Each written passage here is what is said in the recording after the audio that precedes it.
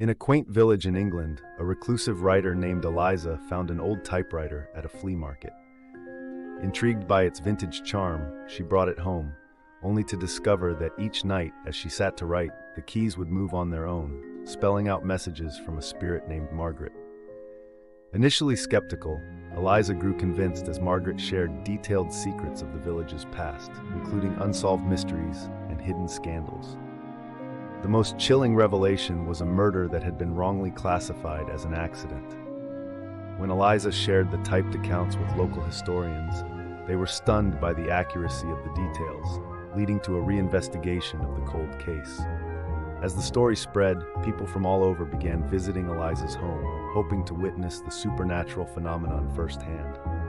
Intrigued by the bizarre yet true tale? Subscribe now for more spine-tingling stories that defy logic and challenge belief.